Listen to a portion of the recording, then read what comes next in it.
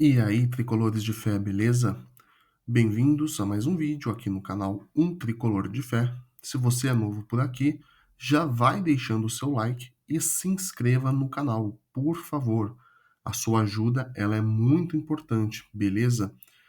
Principalmente se você for, assim como eu, mais um São Paulino, mais um Tricolor de Fé. Vamos aí nos ajudar, engajar os canais tricolores, os canais São Paulinos, para que a gente vai aí se informando, se conscientizando sobre os principais assuntos do São Paulo, sobre o que vem acontecendo dentro do São Paulo Futebol Clube, fazer pressão naqueles que trabalham lá dentro, fazer pressão, ficar em cima daqueles que administram esse gigantesco clube do futebol mundial, para que, com o tempo, os bons frutos comecem a surgir. Bom, dado essa pequena introdução, vamos ao assunto do vídeo de hoje, que é a polêmica declaração do ex-jogador Miller, do São Paulo.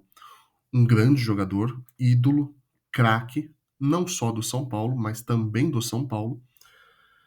E se bem que, né, é um pouco polêmico isso, né, ser ídolo mais de um time, mas tudo bem, né?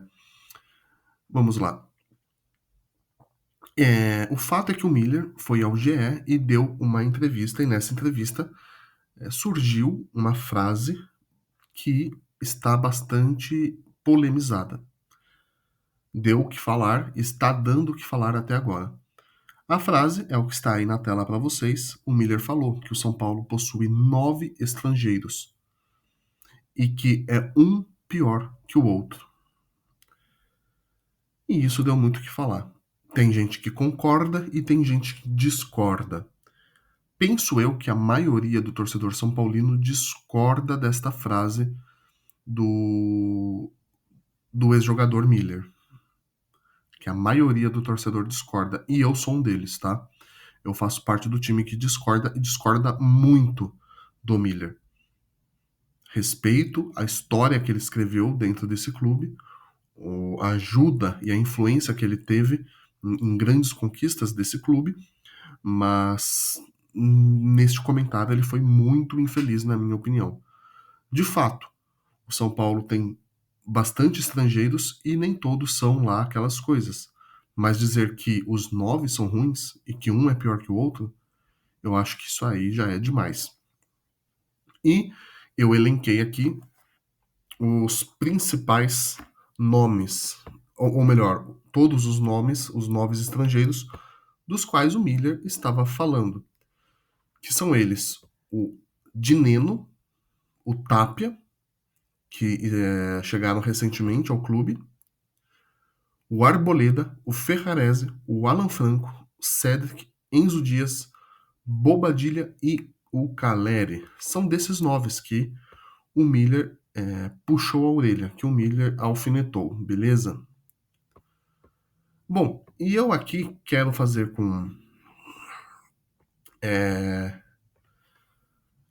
aqui com vocês uma média das notas de cada um desses jogadores. Vou dar aqui a minha opinião. Sintam-se à vontade para opinar nos comentários se vocês acham que eu viajei na maionese com as notas que eu vou dar para os jogadores, com a avaliação que eu darei para cada um dos jogadores, com o respeito, tá? Vamos sempre aí manter o respeito, a civilidade. Não precisamos nos ofender, não precisa desejar o mal um para o outro apenas porque discorda do futebol, tá bom? No mundo do futebol. Mas eu vou dar aqui as minhas opiniões, minhas notas para cada um desses estrangeiros. E vocês aí nos comentários, vamos aí fazer uma discussão sadia, uma conversa, um debate interessante, na medida do possível. Eu sei que meu canal ainda é extremamente pequeno, mas mesmo que tenha só um ou dois, só uma ou duas visualizações, vocês aí que estiverem assistindo, por favor, deixem nos comentários aí para a gente discutir no bom sentido e também para engajar o vídeo, beleza? Bom, vamos lá. Começando pelo Arboleda. O Arboleda, gente, na minha opinião, é o melhor dos estrangeiros, tá? De todos os 9 estrangeiros, o Arboleda, pra mim, é o melhor. Disparado. A nota que eu dou pra ele é 10, tá? De 0 a 10, qual é a nota do Arboleda? 10. Não tem discussão. Eu sei que o Arboleda se meteu em algumas polêmicas tempos atrás, em que ele apareceu com a camisa de um dos rivais do São Paulo. Sei que isso é uma falta de respeito e que deveria ter sido evitado. O Arboleda não deveria ter feito aquilo. Mas eu acho que algumas pessoas, sabe, na hora de colocar o peso na balança, acaba sendo muito desproporcionais. Muitos queriam, naquela época, que o Arboleda saísse do São Paulo e fosse para o Palmeiras. Eu dou graças a Deus que isso nunca aconteceu. Sabe por quê? Porque se o Arboleda saísse do São Paulo por causa daquela polêmica em que ele vestiu a camisa do Palmeiras, acho que era, ele estava num barzinho de férias, não vou lembrar agora o contexto, mas eu acho que era período de férias e ele estava em um barzinho. O fato é que ele estava com a camisa do Palmeiras. Isso pegou muito mal. E se o São Paulo tivesse dispensado o atleta por causa daquilo, e o Palmeiras se aproximasse do equatoriano e o trouxesse para o time deles, olha, eu vou ser bem sincero com vocês, ao menos na minha opinião, a carreta de títulos que o Palmeiras conquistou nesses últimos 5 anos, de 2020 para cá, seria ainda maior com o Arboleda na zaga, tá? O Arboleda, ele é, pra mim, tá? Na minha opinião, o melhor zagueiro do futebol brasileiro. Eu sei que ele é equatoriano, eu digo do futebol brasileiro, no sentido de que atua aqui na Liga Brasileira, no Campeonato Brasileiro, tá? É o melhor jogador que atua em time brasileiro. O melhor zagueiro, né, na posição dele. A discussão pode ter outros zagueiros aí tão bons quanto, mas na minha opinião, se ele não é o melhor, tá aí entre os top 3, top 4 zagueiros que atuam no Brasil. Assim, disparado. E o Arboleda, ele teve a infelicidade de passar boa parte da carreira dele em um São Paulo totalmente desestruturado. Em um São Paulo que não se ajuda e não ajuda os outros jogadores. O futebol, gente, é um esporte coletivo, como todo mundo sabe. E não adianta o cara ser um craque individualmente se ele está em um time muito defasado, em um time desfalcado, em um time com um elenco limitadíssimo. O cara não vai conseguir ter grandes números nesse time, por mais bom que ele seja, e também não vai conquistar grandes coisas, porque o futebol é um esporte coletivo. Só que o contrário também vale. Quando um time é bom, um time é entrosado, um time tem um elenco decente, que é pago em dia, que está feliz com o trabalho, um determinado jogador que é bom e chega naquele elenco, ele vai agregar, vai deixar o elenco ainda melhor do que estava, vai deixar o time ainda melhor do que estava e vai conquistar grandes coisas. E isso poderia ter acontecido com o Arboleda caso ele fosse para o Palmeiras. Porque eu não preciso dizer o óbvio aqui, mas o time do Palmeiras, nesses últimos 5 anos, é bem mais estruturado. Um elenco, tecnicamente, que sempre esteve melhor. Horas menos, horas mais, mas no geral sempre esteve melhor que o elenco do São Paulo. E se o Arboleda estivesse na zaga do Palmeiras, olha, gente, eu vou ser bem sincero, eu acho que o Palmeiras hoje teria pelo menos, mais um brasileiro, mais uma Libertadores e mais uma Copa do Brasil, tá? Pelo menos. E provavelmente teria conquistado aí os 4 campeonatos paulistas seguidos que não conseguiu conquistar porque parou no Corinthians esse ano, tá? Por conta daquilo que eu falei, gente. Não, o futebol é um esporte coletivo.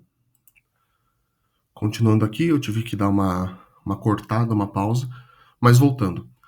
Eu ia dizendo, se eu não me engano, que o futebol é um esporte coletivo e que se um bom jogador está em um bom time, cara, você tá juntando gasolina com fogo, no bom sentido agora. Geralmente a gente usa essa expressão para falar de coisas ruins, mas agora é num bom sentido. Você tá juntando gasolina com fogo. O cara vai render ainda mais em um time bom e vai conquistar muito mais coisas. Não é à toa que quando o São Paulo tem um time um pouquinho melhor, com um técnico decente, jogadores como o próprio Arboleda rendem mais. E até mesmo outros jogadores, como é o caso do Luciano. Que eu não vou entrar aqui porque ele não é estrangeiro, mas só a título de comparação. Com a chegada do Crespo, o Luciano começou a jogar melhor. Tá devendo nos últimos 2 jogos, não acho que ele fez boas partidas contra o Atlético Paranaense na Copa do Brasil e contra o Internacional no jogo de ontem, mas ele tem melhorado. Tem melhorado, querendo ou não. Bobadilha, então, nem se fala. Bobadilha nem se fala.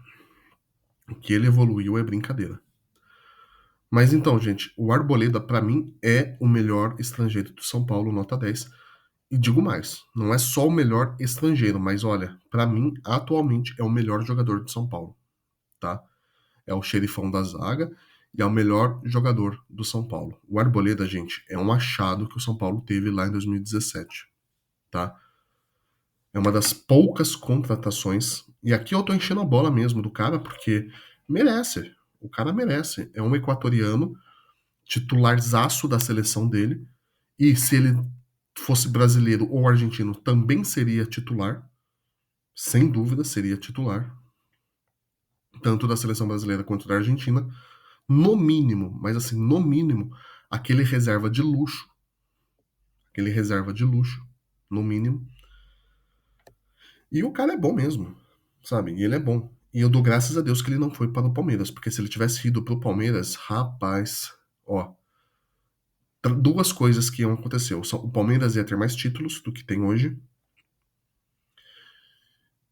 e provavelmente o São Paulo já teria aí um rebaixamento na sua história, porque o Arboleda, não só ele, mas ele é um dos jogadores responsáveis pelo São Paulo ter se livrado de rebaixamentos, como em 2017, como em 2021, em 2023, que ficou camuflado por conquista da Copa do Brasil, mas o São Paulo correu risco, e esse ano não é diferente. O Arboleda, mesmo na época do Zubeldia, era o único assim que, sabe, quando o São Paulo conseguia arrancar algum empate ou alguma vitória milagrosa no comando do Zubeldia, o Arboleda tinha bastante mérito. Não todos os jogos, mas na maioria deles. Então, sim, o Arboleda para mim é o melhor estrangeiro. O Miller, ele pelo menos poderia ter falado, ó, com a exceção do Arboleda, os outros estrangeiros são um pior que o outro. Assim, eu ainda continuaria discordando do comentário dele, mas já iria melhorar aí uns 50%. Continuaria discordando, para mim continuaria errado, mas já melhoraria uns 50%. Bom, continuando. Ferrarese, o venezuelano Ferrarese.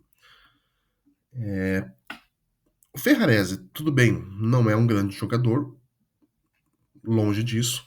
Porém, para os parâmetros atuais do São Paulo, ok. Para mim é nota 7. Tá? Oscila entre 7 e 6. Atualmente, para mim é 7. Atualmente. Tem acertado mais do que errado. Sem contar que ele é zagueiro de posição, mas por falta de laterais, muitas vezes ele foi improvisado na lateral direita e se deu muito melhor do que vários jogadores que são laterais direitos por origem, como era o caso do Wellington e do Igor Vinícius. E se bobear do próprio Cedric, que é o único aí dos estrangeiros que realmente é ruim. Mas o Ferrarese, ele tem as suas limitações, ele faz algumas burradas de vez em quando, porém ele também tira o coelho da cartola muitas vezes, como tirou contra o Fluminense, que deu uma puta de uma assistência pro Tapia, que marcou o terceiro gol do São Paulo naquela vitória por 3-1. E também salva muitas vezes o São Paulo na zaga. Comete sim alguns erros, mas ele também acerta. Para mim, a nota 7. Às vezes oscila para nota 6, mas hoje eu daria a nota 7 para ele. Alan Franco, idem. Alan Franco, não tiro nem ponho em relação, do que eu disse em relação ao Ferrarese. É a mesma coisa com o Alan Franco. Com exceção de ser improvisado na lateral direita. Aí eu acho que já o Alan Franco não se daria tão bem quanto o Ferrarese improvisado na lateral direita. Mas de resto é muito parecido para mim. Nota 7 também. Em relação, aliás, em relação a zagueiro, eu até acho o Alan Franco mais zagueiro que o Ferrarese. Porém, o Ferrarese ele tem mais recursos. E é por isso que ele pode ser improvisado em outros pontos do campo, como na lateral direita. Mas a nota para mim é 7. O Cedric. O Cedric é o pior estrangeiro do São Paulo de longe. Mas o mais triste e ao mesmo tempo esperançoso, vocês já vão entender por quê, é que ele chega jogando bem no São Paulo. Quando ele chegou no comecinho desse ano, gente, temos que ser justos. Ele não estava fazendo jogos ruins. Não estou dizendo que estava jogando bem pra caramba. Longe disso. Mas não estava ruim. E para quem estava acostumado com o Igor Vinícius, o Cedric estava assim, tipo, nas nuvens. Porque o Igor Vinícius era tão ruim, mas tão ruim, que o Cedric, um pouco melhor, já mostrava uma diferença gritante. E ele começou bem. Acontece que, curiosamente, né, coincidentemente, entre aspas, coincidentemente, após ele renovar o contrato com São Paulo, ele caiu de produção. É incrível. O cara, ele renovou o contrato, virou o Igor Vinícius português. Assim, incrível. Se ele tivesse, se o Cedric tivesse estivesse jogando da mesma maneira que jogou no comecinho desse ano, ó, a nota dele para mim seria 7, se bobear 8, tá? Se bobear 8. Porque eu, sinceramente, gostei bastante das atuações do Cedric no começo desse ano. Muito diferente dessas atuações dos últimos meses, em que ele caiu muito de produção, mas assim, muito mesmo. E eu só vou dar nota 5 para ele, porque eu ainda tenho a esperança de que ele possa voltar a jogar bem como estava jogando no começo do ano, tá? Por isso que eu disse que é triste e esperançoso ao mesmo tempo. Triste porque ele caiu de produção. Esperançoso porque ele pode voltar a evoluir. Mas, enfim, a nota dele para mim é 5 por conta dos bons jogos que ele fez no começo do ano, mas agora tá deixando muito a desejar. E se continuar do jeito que está, a nota dele cai para 4 ou 3 no final do ano. Se bobear 3 ou até mesmo 2. Aí vai depender muito das atuações dele no restante dessa temporada. Enzo Dias. O Enzo Dias, para mim, é nota 6. Eu acho que o Enzo Dias não joga tão bem quanto o Cedric estava jogando no começo do ano. E aqui eu quero que vocês, assim, prestem muita atenção para que não coloquem palavras na minha boca. Não estou falando do Cedric atualmente, estou falando do Cedric lá de janeiro, fevereiro, tá? O Cedric de lá de janeiro, fevereiro, para mim, era melhor que o Enzo Dias hoje. Porém, o Enzo Dias é bem regular, mas pelo menos ele é estável. Ele não caiu de produção igual o Cedric caiu. O Enzo Dias às vezes deixa a desejar, às vezes faz uma boa jogada, às vezes ajuda na defesa do São Paulo e ajuda muito bem. Só que também, né, tem aquelas falhas grotescas. Falha na marcação, falha no cruzamento, enfim. É 8 ou 80, na maior parte das vezes. Mas, dado a situação financeira do São Paulo, não acho o Enzo Dias um lateral ruim, tá? Nota 6 não é ruim, é mediano. Tá lá na média. Nota 6. Bobadilha. O Bobadilha, pra mim, gente, seria nota 5. Aí o Bobadilha, ele é o inverso do Cedric. Bobadilha, desde o começo do ano, até antes, quando ele chegou no São Paulo, era nota 4, nota 5, no máximo nota 5. Porém, nesses últimos jogos, o Bobadilha, assim, o que ele evoluiu é brincadeira. O que ele evoluiu é brincadeira. Assim, o Hernan Crespo tá tirando leite de pedra, tá tirando o coelho da cartola. E o Bobadilla, gente, ele tem 24 anos, ele é um jogador jovem, então ele ainda pode evoluir. É diferente de um Cedric, que já tá aí mais em fim de carreira. Ou de um de Neno, que chegou já com 30 anos. O Bobadilla não, ele é jovem, pode evoluir, pode amadurecer, pode entregar muita coisa para o São Paulo ainda, como vem entregando nesses últimos jogos. Que ele mantenha. Que ele mantenha essa boa performance pelo maior tempo possível. Porque vai ajudar e muito o São Paulo. O Bobadilla para mim é nota 7. Porém, é o mesmo caso do Cedric, só que é o inverso. O Cedric, ele... Às vezes eu chamo Cedric, às vezes Cedric, enfim. Sei lá qual que é a pronúncia correta do nome dele, mas whatever. Eu disse que o Cedric, ele pode cair para a nota 4, 3, se bobear até 2, até o fim dessa temporada. O Bobadilla, para mim, é o contrário. Ele pode evoluir. Por enquanto, ele é 7. Por enquanto, ele é 7. Mas, se não fosse pelos últimos jogos, que ele foi, assim, muito bem, seria a nota 5. Mas ele vem evoluindo muito bem. Então, fazendo aí uma média, desde o momento que ele chegou no São Paulo até agora, é nota 7. Porém, se ele continuar evoluindo, ou ao menos manter a performance que vem fazendo nos últimos jogos, essa nota aumenta tranquilamente para 9, assim até o fim da temporada. Tranquilamente. Tem ajudado e muito o São Paulo nesses últimos jogos para fugir de vez do Z4. Caleri. O Caleri, para mim, é nota 9. Nota 9. Só não é 10 igual ao Arboleda, porque ele deixou muito a desejar em 2024, perdendo muito gols e gols importantes, e também deixou muito a desejar esse ano antes dele se lesionar, tá? Por isso que eu dou nota 9 para o Caleri. Talvez aí, gente, se bobear nota 8. Talvez não é nem 9, talvez seja 8 a nota dele. Acho que 9 fui generoso demais. Nota 8 estaria de bom tamanho. Já o Tapia e o Dineno, gente, eu acho que é um pouco injusto ainda fazer uma avaliação porque eles acabaram de chegar. Agora, eu não espero muito deles dois, principalmente do Dineno, que já chegou bichado e tem 30 anos. O cara, assim, não é um jogador jovem igual o Bobadilla ou o próprio Tapia. Ele tem 30 anos já. Se ele não está bem nessa idade, com 30 anos, dificilmente ele vai evoluir ainda. Pode ser que aconteça isso, tomara, mas é muito mais difícil pela idade que ele tem.